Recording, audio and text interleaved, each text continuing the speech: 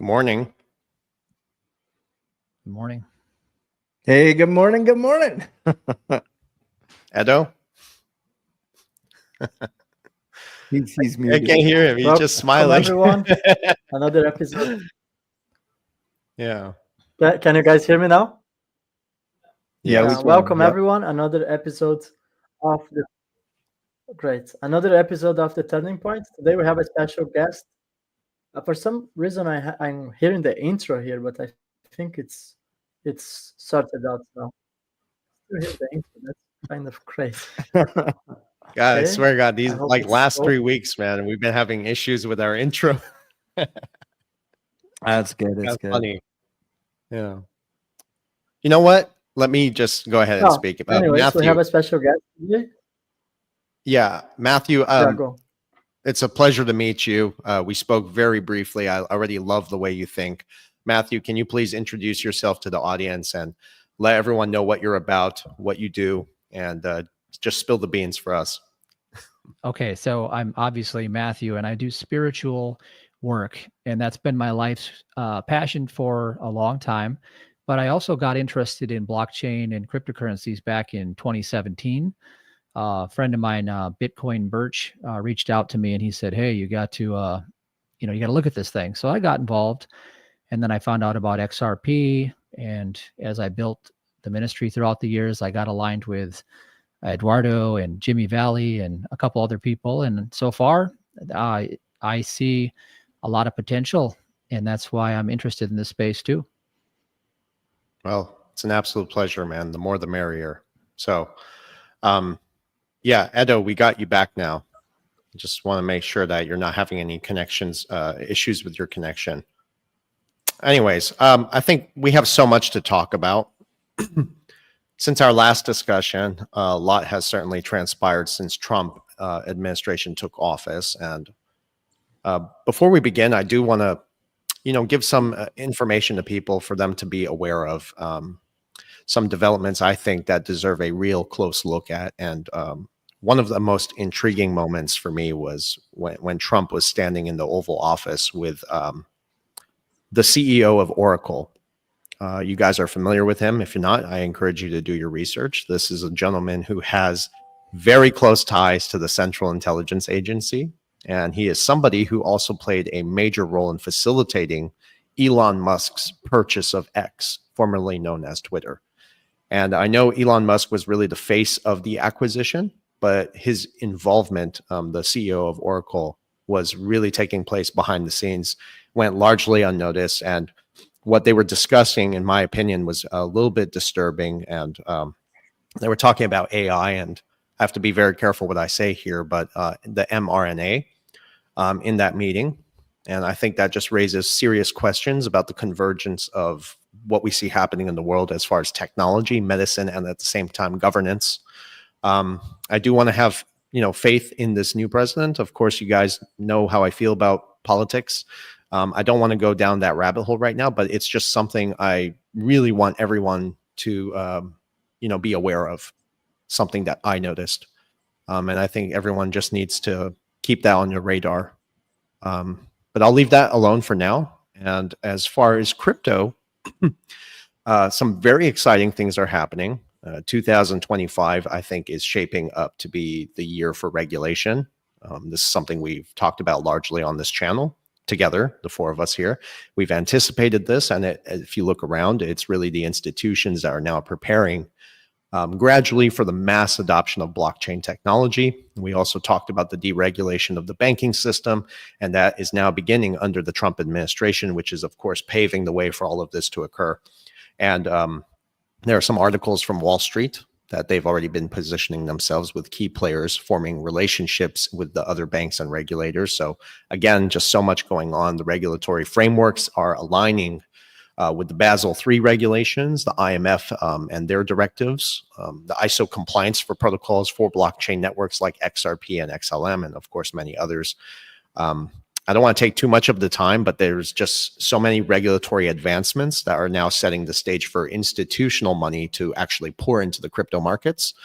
We can look at even the M2 money supply that's continuing to grow. And naturally, we can expect liquidity whether it's fabricated liquidity or using these use case technologies for liquidity to begin to flow into these suppressed asset classes, including commodities, resources, and of course, financial technology. And last thing I'll leave here is historically during economic transitions, capital does not disappear. It just shifts from overvalued markets like the stock market. And this is something Matthew will be able to talk about with DeepSync. And it typically moves into suppressed assets like what we see happening now, the emergence of stable coins backed by hard assets on the XRP ledger. It goes into suppressed markets, so commodities and financial technology. So we're seeing a shift towards value. And of course, this is a very exciting time for people who are holding these altcoins and of course, XRP. So I'll take a pause and let Matthew speak on the stock market and the economy. Well, I don't have a lot of opinion on the economy in general, other than with technology. If in a free market, and you'll hear a lot of people mention this, like Jeff Booth, I think is an expert of this, how everything will naturally gravitate towards the cost of production. Sorry, my 7-year-old daughter is trying to call me. So everything's going to gravitate towards the cost of production in a free open source market. So you see what happened with ChatGPT. Now you have O1, you pay a subscription for, and these guys are spending billions and billions of dollars building this out. And just a few days ago, they released DeepSync. And DeepSync they released for less than $5 million. And it has all the capabilities and capacity of the ChatGPT O1 and probably even more that we don't even know about yet. And so if that were to happen, and it did, that is an indication of a sign of free market economics breaking through, which is a good thing for us because that actually increases our wealth, right? And it decreases the costs of the things we buy at the same time. And we haven't seen that much throughout history because everything's been controlled. Good point. Basically, convenience. That's essentially what they're selling. You see, what I like to notice is that how they do this very through convenience, and then they push these things upon us without people getting to vote for this. Guys, I have a very, I'm very worried about AI. I see what they're doing here, and they're bringing this in very slowly. But you're not wrong, Matthew. Would you like me to call you Matthew or David? I apologize. I should ask. Matthew's good. Thank you. Matthew. Okay. Well, I know for a fact that we are in the early stages of an AI war. That's just getting started right now. I'll put some links in the description later on where, any of you guys can go watch a very interesting article and watch this very interesting video of this gentleman talking about how AI wars are just getting started. And how this is now being integrated into all our lives, every aspect of it. So it's just something we need to be mindful of because I think as AI continues to take jobs, people become more lazy. And as you can see, the consumer dependency is beginning to increase. And that's really what they want. It's welfare. They're trying to push this upon us. So I want everyone to be aware of the dangers of AI as well, even though it can make our lives more convenient. David, Edo, you guys are welcome to speak. So, I like what you said there, Matthew, about the change in the marketplace, because, for me, I've been watching the markets for quite a number of years as well. Now, I know even in this digital asset space, and I'm sure NVIDIA is getting a little bit from their investors right now. But, a lot of times, it seems like we've trended towards this whole idea that there can be only one. We want this monopoly. XRP Army has been like this. Oh, well, there's this technology that can do the same thing as XRP and this and that type of thing. And now we're, obviously we're seeing competing technologies of AI. And for me, competition is something we should be welcoming into this space because it's a cure for complacency. It's going to keep these ecosystems developing and getting sharper and sharper and sharper rather than thinking, hey, I've got the market cornered here. I really don't need to worry about it, on and on. We have many examples of prior kind of attitudes like that with Blockbuster versus Netflix and all that, and how, those massive behemoths don't even exist anymore because of such a backwards way of thinking. Now, as a believer, my forward thinking about AI as well. I mean, you know, they're planning for all of us to have our own individual AI agents who will actually go out there and conduct business on our behalf, even to the point of maybe taking care of our monthly bills and all this kind of stuff. And you know, we've seen many transitions in the past as we've evolved into the kind of economy that we have now, which is a debt-driven economy. Let's be honest, the debt market is what is the beating heart of all of these markets. Central banks consolidating control. There's zero doubt about that. Leading eventually to maybe the fulfillment of some, you know, prophetic things that we have seen. But from my perspective, in this way, you know, there's this. I'll throw this out there. There's this thing that says the wealth of the wicked stored up for the righteous. And in a way, I kind of really do subscribe to that. I mean, I'm a faith-based investor. And, you know, when you think about that, hey, you know, and I share this a lot, that, you know, biblical definition of faith is the evidence of things not seen, but hoped for. Anyone making an investment is hoping for something they haven't yet seen. I mean, that's a fact, Jack. And so, you know, there are principles that you can translate. Now, I've oftentimes said, look, I'll be a part of this space as long as they're not putting anything in me or on me. So in that sense, Versan, I certainly share your apprehension about where AI is taking the wide world. But there is a point where we could really benefit from, you know, being involved in this space rather than just avoiding it altogether and just unplugging, as it were. I mean, and we can reach, you know, so many and stuff like that as well. But I do think that we are going to see some major monumental shifts even this year into next year. We've got FIT 21, you know, Financial Innovation and Technology for the 21st Century Act. And I always bring up the point that, look, you had 70 Democrats right in an election cycle in the heart of it cross the floor to support that Republican-led bill. Now we got a Republican Senate and we got a pro-crypto administration. I think that that's going to get literally resolved very, very quick.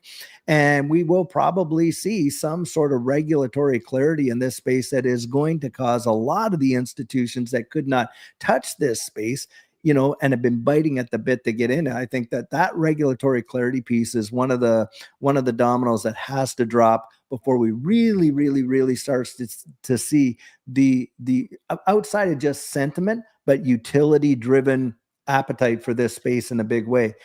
And should that translate like SAB 121? That's another thing just been repealed, where banks could not custody these digital assets. Now they're going to have opportunity. How long do you think it's going to be before they actually start offering products, you know, to retail, to certainly to institutions, but to retail, that, hey, you come in, you custody these assets with us and we'll give you some sort of a staking reward. Who knows? But I do think we're on the threshold of seeing a lot of innovative change come for certain. Absolutely. Edo, what are your thoughts? I think nowadays we can still use AI wisely, and that can help to offload a lot of the work that we do, especially me as a content creator. I actually leverage that for my business in my advantage. But what worries me most is the amount of jobs that are going to be wiped out in the next 5 years. I think we are not prepared for what's coming. And I think looking back to the Trump's inauguration, and we can see that side by side with him, there is Elon Musk, which in my opinion is just the front man, is just like how must I say this? Not the one in power, but he's a representation of what's coming. And I think in the next 5-10 years, we might see a migration from elected politicians to take decisions. And we already see that in Europe when a lot of non-elected politicians are actually taking decisions for countries. You have this with the Union European. And I think very soon it's not going to be even unelected politicians. It might be AI taking decisions. They can also leverage blockchain technology for that. And that's when it gets quite worrying, because that's called, I guess, a technocracy. So it's a big threat to our freedom, especially if we see how the Chinese model operates, and that's all tied. We can all shift this conversation towards CBDCs and stable coins, which we were in private, me, Versan, and Mate were talking about how Trump has signed an executive order to ban CBDCs. But in the same way, there is already out there USDC, or actually real stablecoin, which somehow are CBDCs. They are digital currencies. Yes, one-to-one pegged to the US dollar, but if you look, even though it's built on top, for example, of the XRP ledger, you have a clawback feature on stablecoin, so the government can come out and seize the funds if they decide you have done something that doesn't go according to, let's say you didn't pay the taxes, maybe they can seize that automatically from your account. That might be the reality in a few years from now. So that's quite concerning for me, but I prefer to try to see technology as much neutral as possible, and as far as I can use it to my own benefit, as I'm doing now with my business. And I think that's a great fit. But as David always say, I would never go too extreme. I would never allow that to be part of my body. I would never allow that to actually steal my soul. And I think ultimately that can happen in the next 5 to 10 years, if not before. And I think we have to be very mindful of the threats of AI, but also not to, just because you don't like it, you are totally ignoring it. I think you can also build a business, make money. So it's kind of, there are two sides of the story. Yeah. Basically adopt the technology, but try to keep the human component. So use it, but not depend on it, right? I also have this tied up here. Stellar, really, if you do the research into all this, it seems that they're the ones who are intricately, like, really tied to the issuance of currencies and CBDCs, I'm sorry. But, you know, a lot of presidents have said, okay, maybe no CBDC. And if you look at the Bank for International Settlements Innovation Hub, they're pushing this thing still. Like, nothing's changed. Not to mention, you know, politicians lie all the time to earn your trust, just to buy enough time if necessary. So I think despite like the claims from figures like Trump and some of the others that say CBDCs won't happen, the global trend, I think, tells a very different story. And I'm going to try my best to explain this to the audience, because a lot of people disagree with us on central bank digital currencies. Again, it tells a different story, but central banks, I think, worldwide are still exploring and testing CBDCs. There's even a map for this stuff on the BIS website. And the Federal Reserve actually noted this once. Somebody posted it on X, if I'm not mistaken, but that CBDCs would only be implemented in the wake of an emergency. And see, that raises the question, like, what kind of an emergency, right? And if we look at history, it shows that the crises are often precede like major policy shifts, right? And the introduction of CBDCs would naturally just follow a similar path, like problem, reaction, solution. And I don't think the outcome is surprising, because if you look at delinquencies, if you look at people borrowing money at all-time highs right now, the majority of the population, and I'm not talking about our community, the majority of the population are in financial distress. So that's why I think it's inevitable. While many in the crypto community, especially the XRP community, they chose to focus on more the speculative narratives, if you know what I'm talking about, and completely ignore some of these underlying issues when the reality is quite clear. The larger crisis, the larger the wealth transfer. But that's exactly what's happening here. In the wake of an emergency, well, if you look at the bank crashes, if you look at all the systemic issues that are inflicted upon us, they seem to be very carefully orchestrated from the top above. So, you know, there's no such thing as trickle-down economics. I mean, they've impoverished an entire class of people. So I think CBDCs are at some point inevitable because people are broke. So what do you guys think about that? Can I make a quick comment before, since I just still have the stellar picture there? Remember, Versan, you shared the documents. I think you found that one that it was called, it was from the World Bank, and they said it takes two to tango. And it was referring to XRP and XLM.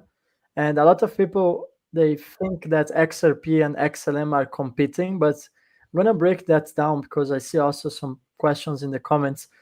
From my perspective, what they have done is that they needed to bypass the competition law There is a competition law in the United States, and they needed to bypass that because it wouldn't be possible for Ripple to capture all of the sections of the market. And that's why the same people who created XRP ended up creating XLM. So it was all by design. They could bypass the competition law by capturing all of the market, but actually with two different companies. One is Ripple, one is Stellar, which, by the way, their motto is banking the unbanked. So you see that Stellar is already building CBDCs in Africa. They also have an agreement with Ukraine CBDC. So I do see that both currencies, XRP and XLM, going to be the major players on the CBDCs, and they are not competing. There is an illusion that they are competing with each other. They are just complementing each other, and they focusing on different market sections. So Totally agree with you. Matthew, you wanted to say something.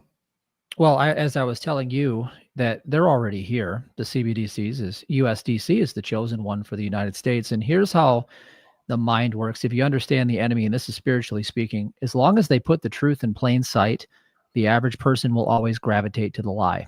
So what they've done is they put it in plain sight the whole time so that the average person believes the lie. That's how it works. That's very interesting how you said that. And that gave me goosebumps. Most things don't give me goosebumps these days, but I love how you said it because it's in plain sight, but people gravitate towards the lie. And I think many of us here, we've spoken about this before. We know what that lie is. David, what are your thoughts? Well, I think I agree in this sense. Like most people do not, like our ability to critically think has been completely evaporated or very, very heavily diminished. We're reinforced by some big time ego things, right? Like, if you looked at Maslow's hierarchy of needs and all that kind of stuff. I mean, look at the reinforcement that you get when you could acquiesce to a certain, social society or idea on social media. Well, if you're against the herd, well, my goodness, you are going to be literally excommunicated and all that kind of stuff. I mean, people have taken their own lives over this kind of conditioning, but it's social engineering at its best. When I was in Canada, and immigrating into the United States, even, and I was very opposed. Now, Judy and I have done mission trips around the world, and we have been, this kind of thing for all kinds of, various different things. And Hep B, C, all that kind of stuff. Well, when the one came down for the whole thing that we know we're talking about here, and that's another thing that we can't even say the word, says lots right there. But needless to say, so many people, even people in religious authority, just so easily acquiesced to that level of, control and releasing sovereignty over their own physical person, that it just, to me, the way in which, the psychology of most people, and I agree with Matthew, most people will gravitate towards the lie. And, they will believe that this is a good thing. This is going to solve so many problems. And by the way, in practical terms, it probably will. Let's be honest. In practical terms, it probably will. But what will it also do? Well, it will diminish our individual sovereignty. And it will make it that, like I used to always think when I was a federal officer working the underground economy, and, guys know what I did for a living for all the 25 years working for the federal government there in Canada. I remember when I was investigating that, and I'd be thinking, how on earth are they ever going to make it so that, great and small, rich and free, and how are they going to create a system? Because there's always been a underground economy. Well, when you bring CBDCs into the picture, where, every dollar issue or every monetary instrument, let's say that, issued by the central bank can literally be tracked from the point of creation to every little thing and in indivisible terms, where you can program your monetary policy right into the monetary instrument. Well, that's a level of control that they have never, ever had. And boy, oh boy, are they lusting after it like crazy. And it would be a whole lot easier to influence a population that has had a diminished level of critical thinking, the discipline of critical thinking reduced. So much so that, they would be reinforced. The positive reinforcement of public adoption of it will be phenomenal. And I do believe that we more than likely will see some sort of a crisis more likely a manufactured crisis. If you looked at the Dow, Matthew would probably know this really well, on a 100-year chart, it is absolutely terrifying to look at, really. And because we're in for some heavy duty correction. There's going to need to be a solution. I always love to say the people that lit the fire are the ones that are going to show up with the hose, right? They're going to be showing up with the solution, the ones who created the problem. And who is it? Well, primarily, I think it's a lot of central banks, but beyond that, it's what's behind that? What is the ultimate goal there? And this is where I do see, like, there's definitely a plan that is being fulfilled right before our eyes, that has been in motion, not probably for the last 100 years. I really do believe that. Honestly, I do. And I just think it's a matter of, waiting for these opportunities and fruition for these things to come. Have there been roadblocks to their plan? Yes, there have been. Have there been things that have slowed down? Yeah, that's true. But the ultimate goal hasn't changed. And it is a one world system, a system where you have, one economy, one currency, one central authority, one. And that's what I see coming eventually down the road. Now, how soon we'll get there, who knows? But yeah, I mean, we have to occupy, right, until we get there. That's kind of how I look at it. I totally agree with you. Yeah.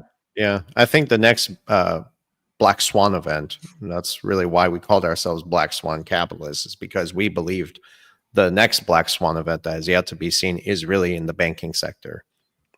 People don't realize that the pandemic is going to be a direct result as to why this banking crisis is going to accelerate. The fact that people were forced to work from home, all these delinquencies started to pile up on top of each other, all this unbacked exposure, this leverage, and that's associated with all the office space that is now vacant. Right. They can't be turned into apartments. So wait until those margin calls begin to come. And we're going to start to see people default like you've never believed. At the same time, while defaults are already at an all-time high right now, and delinquencies. So all this unbacked exposure is eventually going to cascade into the banking system. And interestingly, regional banks are systemically connected to each other. And those regional banks that are systemically connected to each other are also systemically connected to the bigger banks. So there will be most likely one sacrificial lamb. And Gregory Mannarino, a friend of ours, he thinks it's Bank of America. He has his reasons to as well, because it's the most, it's got the heaviest in unbacked exposure associated with commercial real estate. So that's something we could see in the near future. And of course, that would help them further consolidate the banking system, David, to which you said one world bank. And I think, I know you mentioned the one world currency, but I do believe the new financial order is not really about one dominant currency as we're seeing right now. It's more about these complementary systems, again, that are targeting those different niches in the global marketplace. The ISO compliant technologies, I think, are central to that shift. So I think it's more about, for the 1% and 2%ers, but it's not about competition in their eyes for them. I think it's about the collaboration, as we see with Ripple and Stellar, hence what Edo was talking about. They play a unique and very complementary role in the framework, to which is now being revealed very slowly. But to tie this all together, I think it really is we're going to see in due time the emergence of a basket of reserve currencies, because that actually aligns perfectly with the new financial paradigm. And our research, to a degree, it consistently supports this conclusion, because these technologies, some of them do have their real world use cases, and they're already working with those largest financial institutions. At the same time, here they are touting Bitcoin, and Bitcoin continues to be marketed heavily to the masses. And I see a trap being laid out, obviously, but while people are distracted. Yeah, I was going to say, just today, I think I read an article where Tether just minted 500 billion out of thin air to go out there and watch and see if you don't see a big bounce in Bitcoin's price right quick. Well, that means everyone needs to buy right now, because typically, I mean, the markets, when they're red, that's when we're buying, we're shopping. If you look at the fear and greed, it's at 55 right now. So if that really just occurred, that's news. Edo, you need to put a tweet out about that, including you, David. But that means everyone should be buying right now. Yeah. Yep. Edo's going to put a tweet about this later. I already put the tweet. I already put when I saw great. they minted, and actually the bounce back already occurred because they minted it, and couple of minutes later, 40 minutes later, we see Bitcoin coming back to $100,000. It's not on their interest to actually drop the price now. And I made a comparison that USDT is like the Fed, and BTC is like the fiat currencies, and XRP is like the gold. You know, and I think that makes a lot of sense. And I think we can also make some comments, and it's actually the title of my video on YouTube. I don't know what the title you guys have chosen, but I was talking about the executive order from Donald Trump when they are planning to do a strategic reserve of digital assets and a stockpile. And before we actually get on that, just for the audience to understand, the stockpile is basically an accumulation of Yeah, please go ahead. I think David, I said please. 500 billion. I meant 500 million. It was $500 million. They minted $500 million, not 500 billion. It wasn't $500 billion. Okay. $500 million? Yeah. Yeah, it was $500 million. And I'm like, important to clarify that. Yeah. Okay. Yeah, no, okay. Well, they did do it. Yeah. Please Thanks continue, for Edo. that. You were speaking. Sorry. Yeah. So basically, the stockpile is just an accumulation of digital assets by the government. So if they seize from criminal activities, that means that ends up on the dominance, in this case, of the US government. And when we're talking about the strategic reserve, it's actually the government is deliberately acquiring digital assets. So that's the difference that I saw a lot of people asking. But the main point is that there was no mention of BTC on the strategic reserve or on the stockpile, on both of them. And that has triggered a massive war on X from the ones that are BTC maxes. They only hold Bitcoin. They don't really believe in crypto. And towards the rest of crypto holders, we're talking not about only XRP, but American digital assets. We're talking about Stellar, I guess, HBAR, Solana. What else I'm forgetting here? Well, there's a bunch of them. And somehow it's very interesting that I think that's all tied to the XRP Escrow, because it's speculated that XRP is going to be one of the main assets, if not the main asset, on the crypto reserve and also on the stockpile.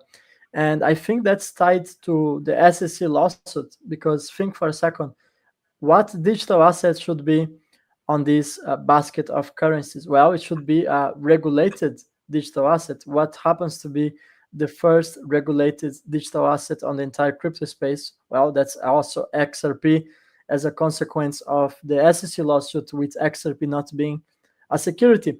So I think that explains why in 2017 we had a massive crash of XRP when they dropped the SEC lawsuit all the way to 17 cents. There was panic. I bought my largest bags of XRP at 17 cents back there. And the fact that the Fed, I do believe the escrow was actually acquired. A portion of the escrow was likely acquired by the US government. I think they did that OTC off the markets to not move the price. And I remember I was tracking down the wallets back there, and the 0.1% wallets were accumulating. So there is a chance that this was all planned by, this was all planned by design years ago. And the way they did that is make a lawsuit against the digital asset that is the chosen one. And meanwhile, you negotiate with Ripple and you acquire a fraction of the escrow. I'm not saying they acquired the whole escrow, but I do see the Fed acquiring the escrow from Ripple. Let's say 20% of the escrow or 10% would be more than enough to actually leverage XRP as a reserve currency. And that's likely the reason why XRP is set to be included on the stockpile. So that's my thoughts on this.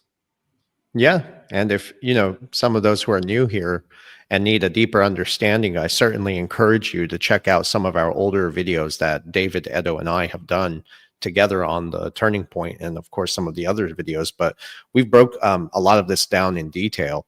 I think the XRP escrow is probably one of the most fascinating conversations in the crypto space, because for many reasons. But personally, I've always believed and strategically, thought it was always allocated for significant players in the financial system. Hence to what Edo said, such as central banks, maybe the Treasury Department, or other major financial institutions that are operating beyond the public's purview. There are people in here who speculated that escrow was really designed to release XRP and gradually flood the market. And that's not the truth. It's not accurate, actually. The purpose of escrow was always, it's really simple to understand. Yeah, it's a very powerful mechanism, and it was designed to provide liquidity to the XRP ecosystem as the adoption continued to accelerate. So its release is always aligned with the growing partnerships and the real world use case that XRP happens to support. So the design is intentional, and it ensures, of course, that XRP enters the market only as the demand continues to rise, and that keeps the ecosystem stable and, of course, efficient while fueling global liquidity needs. And that's pretty much it. So, as the system continues to shift towards the digital landscape and we see more of this adoption, it's clear XRP is playing a critical role in all this. It's no coincidence. Because XRP is also the only regulated digital asset. That's why it went through the lawsuit to begin with. But as the demand continues with RLUSD, for instance, the first digital dollar on the XRP ledger, that is going to require significant liquidity. So it makes more of the escrow mechanism even critical to supporting the expanding ecosystem, et cetera, et cetera, et cetera. I can go on forever. Sorry, guys. Matthew, I haven't heard from you in a minute. So I'm taking it all in. You guys are the experts in the crypto space, so I'm loving it. I did see that Ripple just has a money transmitter license now, so it's kind of obvious what the intent was and is, and that's where it is heading. Yeah. And I remember Jimmy Valley told me on many occasions, it's basically set up from the start to move the money around the world. That's what it's for. And that's what it's going to do. I believe it in my heart. Yeah, you're spot on. And Jimmy Valley's got a lot of insight. I texted him the other day. I hope he's doing well. He said he was sick. I noticed everyone's been getting sick. Any of you guys got sick this year or no? Not yet. Not yet. The kids, yeah. It may be going around, but it's going right around me. Well, it's funny. Yeah, I haven't gotten sick. The last time I was sick, which is funny to this conversation, Edo, is that remember the last time I was sick, I did the XRP Escrow talk. Yeah, and he was somewhere, like, but I was really watching this video back then. He was sounding very sick. I think he even lost like 5-6 kilos. I don't know how much that in pounds. And he gave the best explanation of the escrow that I ever seen. So next time you are sick, Versan, please make sure you come live. Well, it was funny because I remember Edo and I, we used to talk so much in the early stages of our friendship, and Edo was telling me like people were misinterpreting the escrow, and I was really sick. And I said, you know what, screw this. I'm going to put my suit on. I got dressed up nice. I was sick and I came out here to talk about it. I said, I'm going to set the record straight. So that was fun. But yeah, guys, I think there's a lot coming down the pike this year. We're going to see a lot of regulation. That's what Digital Outlook was talking about, David. So regulation, ladies and gentlemen, once that begins to play out in real time, and the Trump administration is already all pro-crypto, the SEC is pro-crypto, it was inevitable to begin with. But when regulation does fall into place, we're going to see institutional money follow shortly. And that's really when, these things begin to really kick off because retail doesn't move the market. We all know this. So if we can take some profits, that's something to, everyone needs to think about, because at the same time, we are fighting inflation. Don't forget that. And I think the last thing I do want to talk about is Velo. Very briefly, we talk a lot about these digital assets on our sessions. I want everyone to know that. So please, if you're really have questions that you can't figure out for yourselves and you're not doing your research or don't have time to, book a session with either David and I, with Edo, myself. Matthew, I'm not sure if you offer sessions. But, not in this capacity. Spiritual sessions only. Yeah. Oh, there you go. Spiritual. That's more important, actually. But, we will be able to explain these things thoroughly. Now, for Velo, what is Velo? It's a protocol that was built on the Stellar network. People keep saying it's not ISO compliant. Well, Stellar is ISO compliant. And if it was built on that protocol, then that's an aggregate of Stellar. So then you could say it is ISO compliant, technically. Mhm. That's why they have the partnerships with Visa and MasterCard. Same thing with SHX. And then Ripple is heavily invested into SHX, which speaks volumes. And it's not Velodrum, it's Velo, just like that. Yeah, right. I know That's a good lot of point. people have been asking. And what is Velo? It's a borrowing and lending mechanism for the XLM holder. Mhm. And that means it gives people the ability to borrow and lend. And by the way, borrowing and lending is what the whole economy is based on. When borrowing and lending stops, that's our traditional banking system, the whole thing falls like dominoes. So what keeps it going is being able to borrow and lend, hence the relationship with Velo directly with Visa and MasterCard, borrowing and lending. At the same time, it is transforming QR codes. Many people use QR codes in restaurants. That was all accelerated through the pandemic. That is only going to increase. So we're going to see more of that. So Velo has an incredible use case. It has good relationships with big institutions and has those partnerships there to support it. It was built on Stellar. So its ecosystem is cheap, scalable, and at the same time, carbon neutral to a degree. So that aligns also with the narrative of going green. So I see an incredible investment. Shared this with some dear friends of ours who are multimillionaires. They watch our show as well, and thank them for their support. We sent them this stuff like a year ago. We said, hey, this is what we figured out. What do you guys think about this? They came back to us within that day and said, these are hidden gems. And it was SHX and Velo. And we did a video on this, Edo, remember? So, yeah, we'll talk about SHX next time. Yeah, I'd like and to add from in the that- first time we spoke sorry, Matthew, I interrupted you. Go ahead. Oh yeah. Well, all I was going to say, and this ties in with you, Edo, is that in God's economy, giving and receiving is what runs that economy. And it doesn't matter what happens out there, because if you apply principle to your life, you will prosper. And Edo is a testament to that. He was telling me the other day. So my main message is simply that if you just get in alignment with understanding that what you give is what you get to keep. And so this whole hodl mentality is anti-prosperity. And if you understand that what you give is what you keep, if people would just adopt that, it would go much better for everybody. I Agreed. really like that. I really like as that. as a side note, Yeah. guys, I brought Matthew because he was pivotal in my financial transformation. I encourage everyone to check his YouTube channel. He has great videos on spirituality. I learned a lot from him, and that's why I wanted to bring in the show so he could share more of his knowledge. And because sometimes we talk so much about the economical downfall and how the world economy, let's be honest, is not looking very great. I really see a crash of the stock market. And perhaps Matthew can share some insights on how he thinks we can protect ourselves spiritually talking, not only by taking actions. I mean, accumulating digital assets is obviously a great way to take part on the wealth transfer, but as I see that we can really actually rise above that, and I think Matthew can share some of his insights. I learned a lot from his books. He wrote several books, and he has a YouTube channel that's running for a couple of years that I have been watching his videos, and has been an honor to have him on the show today. Oh, thank you. Well, nothing I share is revolutionary or new. All it is just timeless wisdom.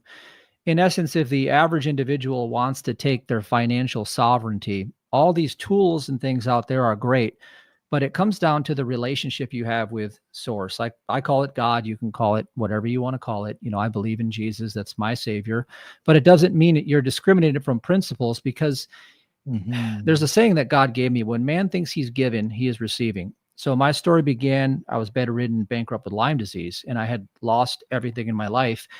And a mentor came along and said, you need to put God first. Taught me about tithing, taught me about saving 10%, taught me about putting 10% into a business and growing it.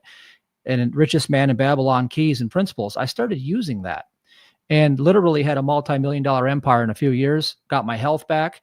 And what I realized is when the average person stops receiving, it's because they stopped giving. And the reason why they stop giving is they have no room left in their heart for forgiveness.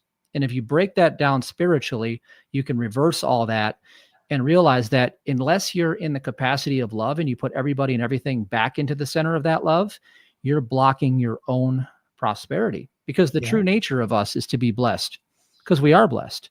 And the blessings don't stop. Doesn't matter what the tool is. Doesn't matter a blockchain with a beehive mentality takes over the entire world. It doesn't block man's prosperity. That was beautiful. Yeah, I really love that. I love that. Judy and I, we've been tithers and givers our whole life. And, well, I shouldn't say our whole life, the majority of our married life. And I think, like you, I remember being challenged, being a tither and a giver.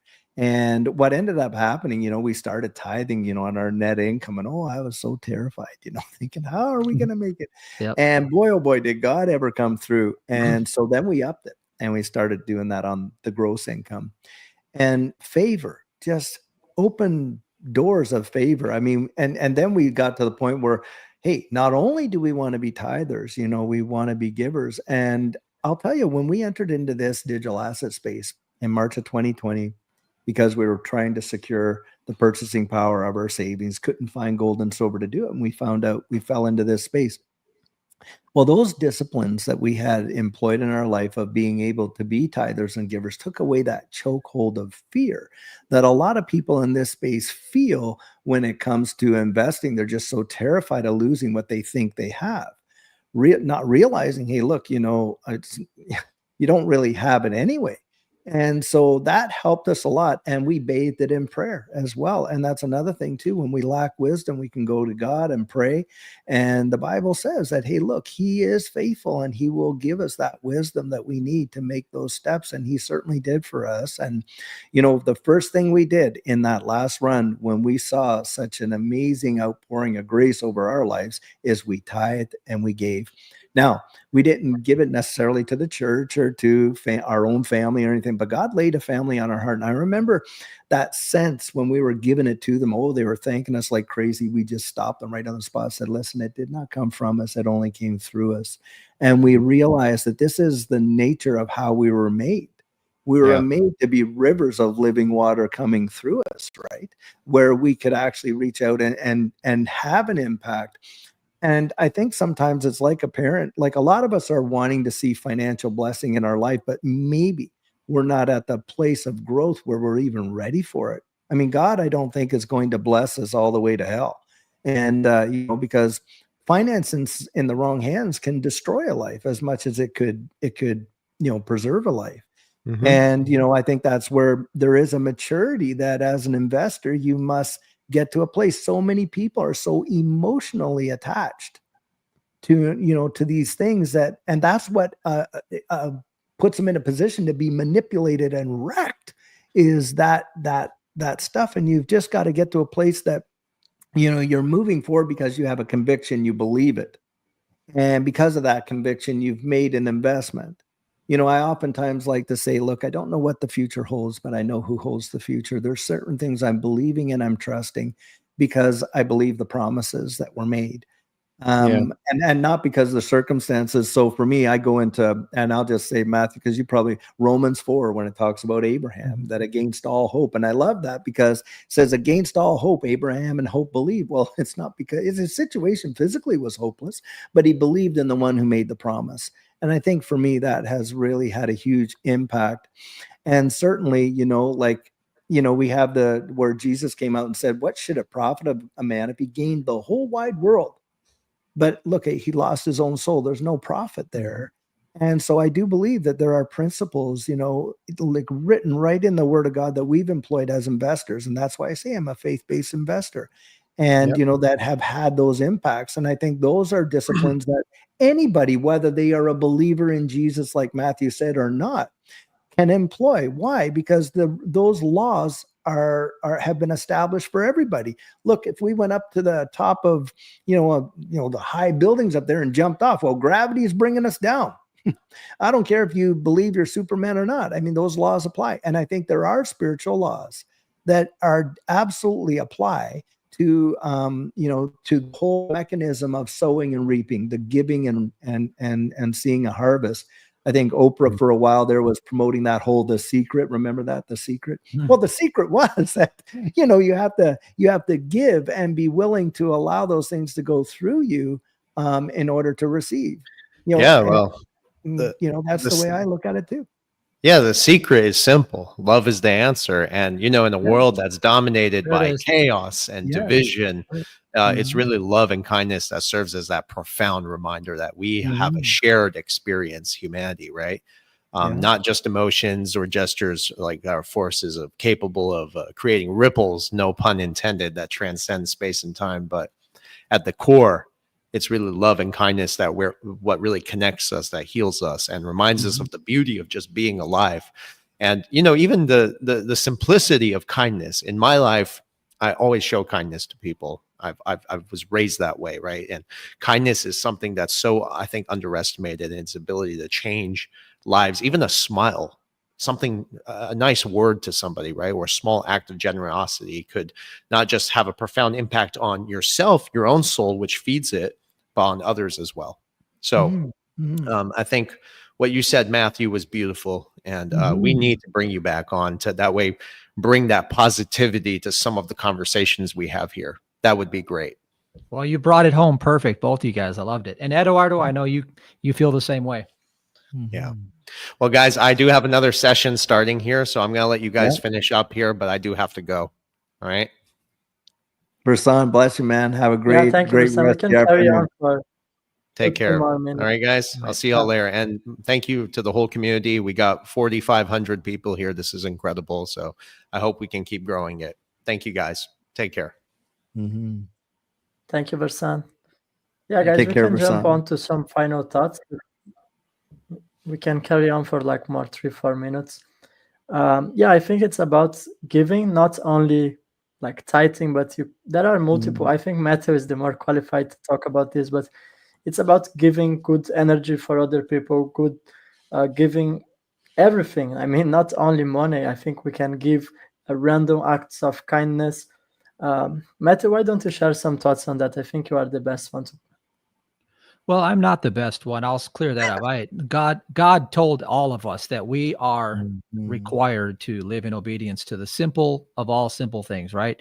Love Yeah. and honor God and love your neighbor. I mean, if you can do that, you've probably solved 90% of the troubles that are coming into your life day in and day out. And so the average person, when they're thinking about, why is it so stressful? Why is life so hard? Take a break and just look at Mhm. your life and see who's governing your life and Mhm. start from there. It's really that simple. And then if you listen and you seek, you will start to get the answers. Mhm. Mhm. No, very well said. Very well said. I think that lines up as well with, like when Jesus was talking about ask, seek, knock, ask, it'll be Mhm. given unto you, seek, you'll find, knock on the door. For everyone who asks receives. I think sometimes we just get to this place, oftentimes share that, you know, when in my coaching and I do coaching and I'll talk to a lot of folks that, are faith-based and stuff like that. And I'll say to them, where the scripture, Jesus said, look, if you being evil know how to give good gifts. I mean, I oftentimes think, why didn't he just say if you being human, right? Because, that's our excuse. Well, I'm only human. But I think he was just identifying that spiritual condition. He says, even in that spot of darkness like that, you still know what it is to give a good gift. How much more will your Father in heaven, who's loving and kind and merciful, good, gracious, compassionate, giving and forgiving, right? Give good gifts to those who ask him. I think the biggest problem with that is even as people that would say they're Christians or that is we just don't believe it anymore. We just, for the majority of people, they just don't believe that that's a true reality. And we've been conditioned to believe that we got to really rely on ourselves, to get to those places that if it's going to be, it's up to me, that kind of stuff like that, where I Mhm. don't think that that's, like from a biblical perspective. And when you start to think about this, that we're more than just body and mind, we're body, mind, and soul. And when you start to see yourself like that, and you start to think about your life here and consequently how it affects, eternity and that type of thing, you start to make different decisions. You start believing something different, right? When you realize Mhm. it's not, he who dies with the most toys really does not win, and that kind of thing. Then you start thinking differently. I think a lot of us in this space, we're looking for, our goals are, hey, we don't want to be underneath the system. We don't want to be in debt. We want to be this. We want to have that freedom. People are looking for financial freedom and liberty. But that, I think, it happens inside before there ever is a manifestation of that really on the outside. It's the letting go of a lot of those things and really trusting that God's going to really do what he said he was going to do. Yep. And Well, I think people struggle with that, And like I'll just come right back to the whole concept of hodl, whatever you want to call that. Hold on for dear life. Where does that cross over into the intersection of greed? Because if you're holding on to all of your sustenance, then the chances are very slim that you're going to be able to hold on to it. And that's a spiritual principle. And so what happens is, out of that heart, people start using leverage, they start trading, they try to gain for more, and then all of a sudden they get wrecked. Yes. And it's the spirit behind it that got them wrecked, because the asset is neutral. I can move in and out of whatever asset you want. I can be in dollars, I can be in Bitcoin, I can be in Ripple or XRP, whatever. I could be in anything. But if I'm in the right mindset and my heart is right and I'm applying spiritual principles, I will prosper. Yeah. Yeah, that's good. I like that. And never underestimate the power of contentment, because this space is measured in fear and greed. And I often throw that out there. Like, there are no good decisions based on fear. He hasn't given us a spirit of fear, right? One of love, of power, sound mind. Is greed a motivator? Well, yeah, it is for sure. But it's also a deceiver. And boy, these people that pull the strings in this space, they know every little string to pull to just keep you hanging on. And so this is where, you kind of have to step back and really digest. Okay, what are you really hoping to see? I mean, because when you're at the top, I'll tell you what, you don't know it. You don't know it. Having experienced that, you don't know it. And if you don't have any strategic, plan in place, strategic goals in place, and what is motivating those goals, oftentimes, you are going to get totally wrecked. You are going to get played by this space in ways that you have never even imagined. I personally know people that watch themselves become millionaires only to ride it all the way back down to, even in some cases, below what they even started, So it can happen. It can happen. That's a very true statement. Nothing faster than this space. Yeah, nothing faster. That's right. That's right. Yeah. It is. It's wild. It's wild. And so, and then they get so bitter that they walk away and they never come back. They And it don't wasn't really the vehicle. That was not the vehicle's problem. Yeah, that's right. Yeah. I agree. Well, it could be. In That's a some good cases, it's perspective. foolishness buying the wrong tokens. I mean, obviously, there are 99% of tokens you should never buy. But that, again, you should have a plan and you should have some discipline. Yeah. And not understanding risk, I think, is a big factor too. Like someone will take all they have and they'll jump into a meme coin, and it goes up, and oh my goodness, they're just, flying high. They're up 300, 400, 500%, only to wait, that one day longer, and the whole thing crashes down to nothing, and they've lost everything they had, and also what they thought they had, which is really amazing. Because, a lot of times, people, they equate, well, I have this. Well, you didn't risk that. Your portfolio is at whatever this number is, but that's not where you've lost. You've lost when, you've lost what you put in, and that type of thing. And so, there is a total psychology, to the market. There's zero doubt about that. And I think that you really have to have a massive handle on that, but that comes through those disciplines that happen in here, right? And you really do got to get it that 18 inches, right? You got to get it from here into here, because if you just have it here, you're really hitching your horse to somebody else. I oftentimes say you're basing 100% of your confidence on somebody else's conviction. You really don't know, right? And so that's how I look at that. But that's a very good observation.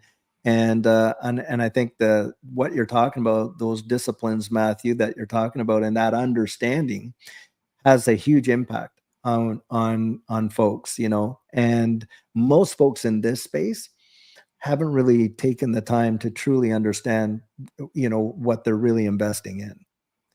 And that has been my experience. That most don't. It's kind of like, they have an apologetic in this sense. they can tell you what they believe, but they can't tell you why they believe it. Yeah. Yep. You know, that kind of thing. Yep. They are speculating, period. Right. Full stop. Yes. Yeah. Full stop. Yep. That's true. Edo, get in here. Say something before Well, we guys, wind thank this up. you for the insights. We are 60 minutes already, so it's literally the final thoughts. So I want first to special thanks for Matthew for being our guest. I hope he will be back here in the future if we didn't scare him today out. I hope he No, enjoyed I the love hearing from you conversation. I guys. encourage. Yeah. Oh, that's Mhm. awesome. I encourage the viewers. You can check his YouTube channel. That's where I got a lot of the knowledge that I have nowadays. I promise you guys, that's one of the pivotal places where I got crucial information on how I actually succeeded financially. So I'm very thankful for that. I also want to say thanks, David. I also learned a lot from you throughout the months here on the Turning Point. I also know you guys are a bit older than me, so I do have a lot to learn from you still. I want also to send a special thanks for the audience. We almost have 5,000 people watching live. So with the combined repetitions, I do know that it's going to be an impactful conversation. There will be a lot of people watching the repetition. So I want to send a special thanks for the audience. I don't know if you guys want to share final thoughts before I close the stream here. Well, I want to give Matthew the last word. So I'm just going to say, guys, you know, as you're out there and you're getting into this space, a lot of new people are starting to flood into this space. Just be very conscientious of the elements that are out there that are not, you know, in your favor. There's a lot of scams in this space. You really have to be vigilant to not fall prey to a lot of that. And I mean, as simple as those advertisements coming on before the videos where someone from Ripple's going to give you 10,000 XRP if you'll just send them in 1,000, that kind of stuff. Just be so conscientious of that, you know, and really consider before you jump in there that if it sounds too good to be true, oftentimes it truly is. So that's what I would throw that out there.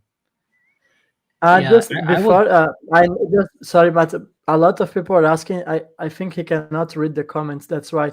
So a lot of people are asking what is his YouTube channel. I think if you just type on the search bar Matthew David Hurtado, you're gonna find his channel. Well, he's the most qualified one to answer that question. And just to conclude here, someone also asked me about the views.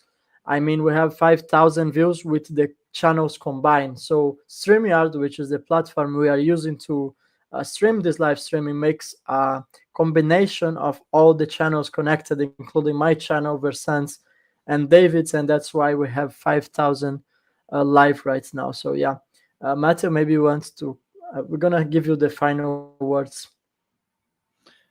I'll just answer the question.